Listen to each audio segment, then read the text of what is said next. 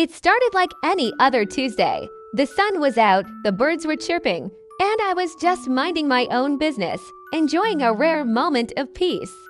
Then, through the blinds, I saw him, the mailman. But he wasn't doing his usual drop and run. No, he placed it. One specific envelope, bright, screaming yellow, right on top of the pile. I knew instantly that wasn't a bill. That was a catalyst.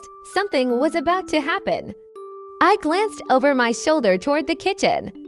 My wife was in there, humming. Don't let the humming fool you. She has the hearing of a bat and the intuition of a federal investigator. I knew if I moved too fast, she'd sense the urgency and her suspicion dar would go off. If I moved too slow, she'd get curious and beat me to the mailbox. This required strategy. First, a quick systems check. I looked down at my shoelaces double knotted, perfect, no tripping hazards.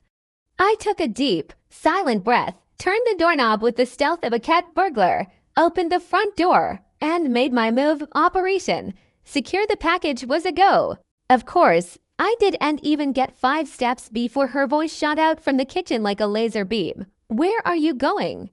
Followed by a classic, the grass is still wet, you'll track it in. I had to think fast. I yelled back something about appreciating nature and getting some fresh air, trying to sound like a man who was deeply contemplative, not a man on a top-secret mission to intercept a piece of mail.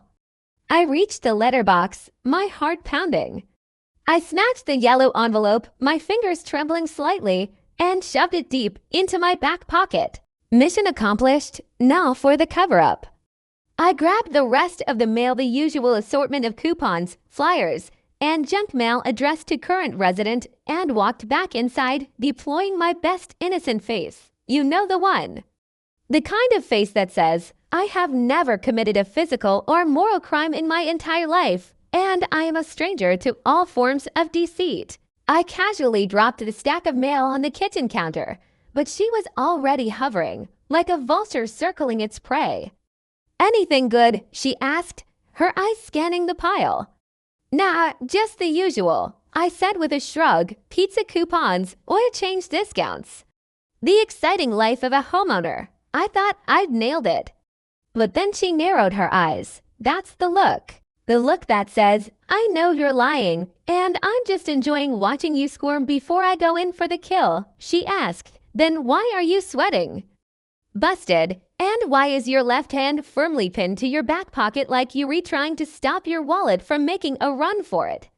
I needed a brilliant excuse, and I needed it now. Oh, I stammered. It's a gluteal spasm. Yeah, very common medical condition for men my age. The doctor said when it flares up, I need to apply pressure and lie down. In my office, alone, for at least an hour, I was proud of that one. It sounded medically plausible. She didn't buy it for a second. I saw the mailman linger, she said, her voice dropping an octave. I saw the yellow envelope. The jig was up. And then she delivered the ultimatum. Either you show me that letter right now, or I'm calling our neighbor, Mrs. Higgins, to tell her you've started a secret correspondence with a rival HOA board member. That was low. Even for her, Mrs. Higgins hasn't spoken to me since the great leaf blower incident of last year. The mere mention of her name sent a shiver down my spine. I tried to argue for my constitutional right to privacy, my right to personal correspondence. It was a valiant, but ultimately doomed, effort. She just pointed a single, menacing finger at the Wi-Fi router's power button. And then she started counting down, 3, 2.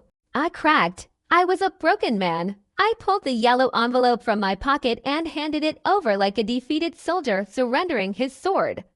My last stand was over. She ripped it open with the speed and ferocity of a shark sensing blood in the water.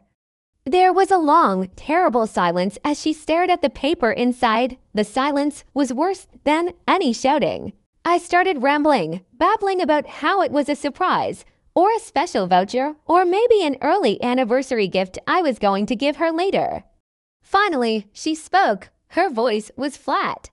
It's a final notice from the library. I blinked. A final notice, she held it up for me to see. Apparently, I've had a book titled How to Win Arguments checked out for the past 6 months. The late fee was $42. $42 for a book I haven't even finished. The irony was almost too much to bear. I tried to explain, but it's impossible. I keep losing the arguments before I can even get to the part of the book that is supposed to teach me how to win them. She didn't find it funny, not at all. She just sighed, pointed toward the door, and said, "Get your shoes back on." We're going to the library and you're paying that fine with your pizza money. And that is how the great letterbox lockdown of this Tuesday ended. Not with a secret inheritance, not with a scandalous love letter, but with a $42 library fine and a very, very long, very silent car ride. Next time the mailman comes with a yellow envelope, I'm just staying in bed. Thanks for watching, and if you've ever had a close call with the mail, let me know in the comments. Don't forget to like and subscribe for more stories of suburban survival. See you next time.